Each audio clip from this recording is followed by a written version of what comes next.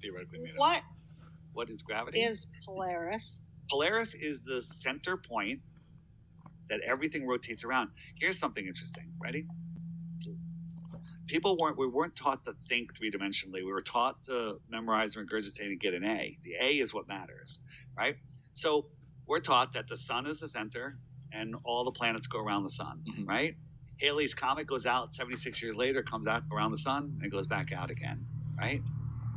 So our North Pole, they tell us all the stars spin. They're not spinning, we're spinning, and our axis of rotation is pointing towards that one light in the sky. That's why it looks like it's staying at the same point, and it looks like all the other lights are going around it. Okay. Are all of the other planets' axis of rotation pointing towards Polaris? Answer is no. I think Saturn almost points like towards the sun. Uranus goes that way. They all go all different ways, right? So there's no correlation. But all of the planets, the sun and the moon and Halley's Comet, they all circle Polaris. Polaris is the center.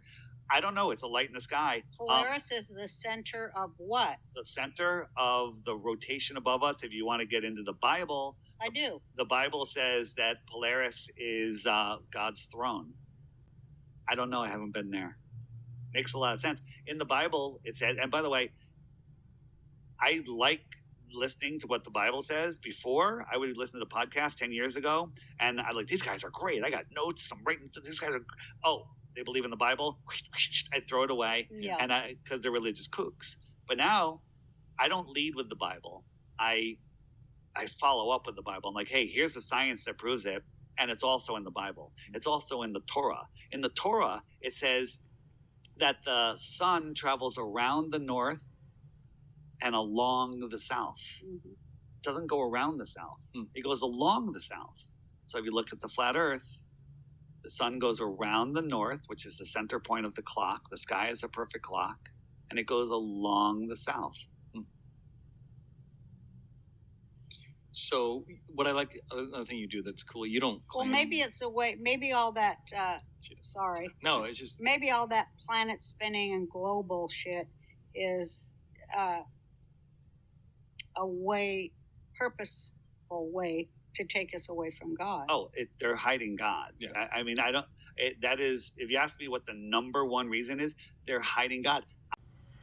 Okay, well, as most people know, Polaris is not at the center. And I can prove it. I have over 80 star trails from Australia that I've filmed, looking in all directions, and I'm just below the Tropic of Capricorn.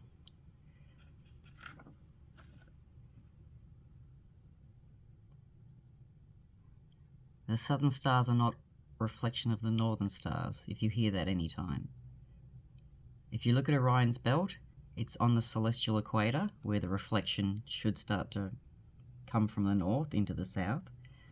And Orion's belt is one of the stars is right on the equator, the celestial equator, and the other two are in the south. There's no reflection of that just on the north. And if you're going to claim it's some kind of shattered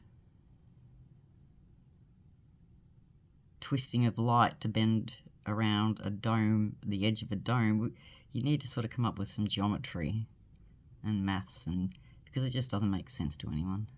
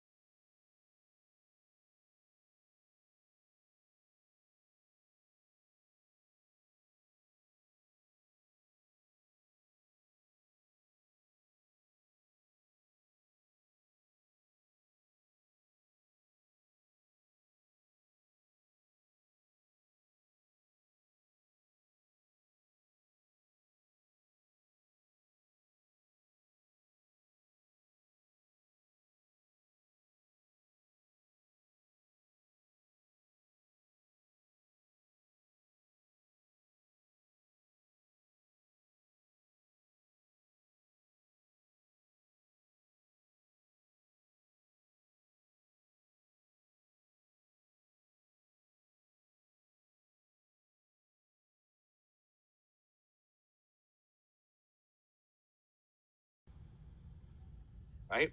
Think about this.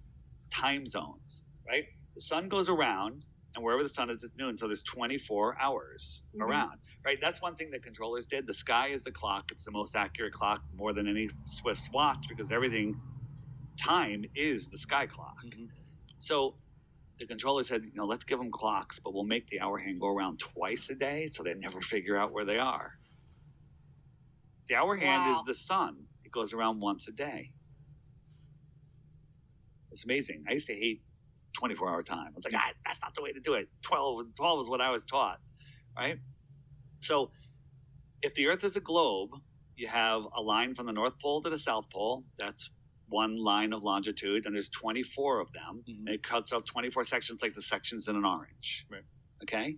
So there's 24 sections, right? If you look at the flat Earth, not even look at the flat Earth map. So there should be 24 equal sections.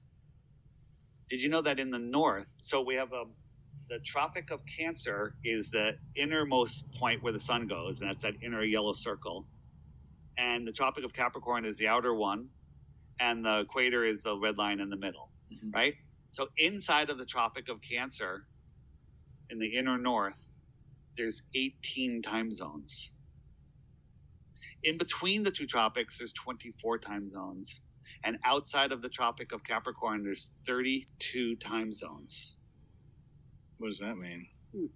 That's weird. That means, now imagine, draw that all on a piece of paper, about this big, and wrap it around a basketball. All those 32, you're going to have to rip some of them out to make it wrap nicely.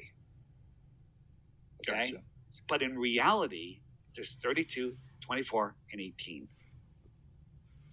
That points towards a flat Earth. Gotcha. Okay. I'm sorry, but I just want to laugh at that. He thinks more time zones in the south means that the south is bigger than the north. And he's hoping that you will repeat that to other people. Right? But you thought your way into it. You visioned it, you imagined it, you saw it, and you made it happen. That's the truth for everything. So are you into simulation theory then? Well, I don't like that word, simulation theory. I don't either. But this place is an interesting realm. Right, it is, right? It's an interesting realm. I think, this is me, I'm not speaking for anyone else, I think that the stars in the sky are where our souls reside. They're angelic, they're angels, that's why they don't move, because they're perfect. Okay. Right? And we take time coming here to have this avatar experience in this physical realm. I don't believe it's all computer simulation, but we're here having this spiritual, this experience in a 3D physicality. I believe that too. Right. And then there's layers of heaven above us, and I don't know what's below us, but I am, some people might consider this hell. Right? Flat Earth. If you Google flat Earth, you're going to get nonsense. Your brain's going to get tired. It's going to get confused, and you're going to give up. Right? That's why I created this app. It bypasses their algorithm. You'll find it at flatearthdave.com. And I offer for the people that think I'm crazy, you can win 3 Bitcoins from me for 1 globe proof. All you got to do is watch the daily video every day. There's a new video every day, just for like 2 weeks while you're having your breakfast, tea, coffee, whatever. And at the end of that, send me 1 proof and you win 3 Bitcoins. The problem is you're going to end up being a flat earther if you do that. So fair warning, if you take my challenge, you're not getting 3 Bitcoins and you're going to be a flat earther. So there you go. Well, there's no reason to think it wouldn't be true, right? There's no reason to think this is an impossibility. Well, what's an impossibility is the spinning ball in a non-sealed space vacuum. Now, he said if you send him 1 globe proof, he'll give you 3 Bitcoins. This offer's been out for him for quite a while, and a couple of years ago I sent him videos of my star trails from the south and the southern celestial pole, and said that there's no way you can have 2 celestial poles on a flat earth. And he sent me back these weird videos of corpuscular rays. And of course didn't pay the 3 Bitcoin. Now it's changed a bit. You actually have to subscribe to his app and pay before you're allowed to obviously do the quest. And then he went so far as to say, once you do it, you won't win because you'll become a flat earther. Well, his problem is that I was a flat earther. And nothing he gives me for the Southern Celestial Pole has turned me back into a flat earther. I've gone back to the globe. I've been in the globe for quite a while because nothing in Australia works on flat earth. This stuff is just ridiculous. All the stuff he claims.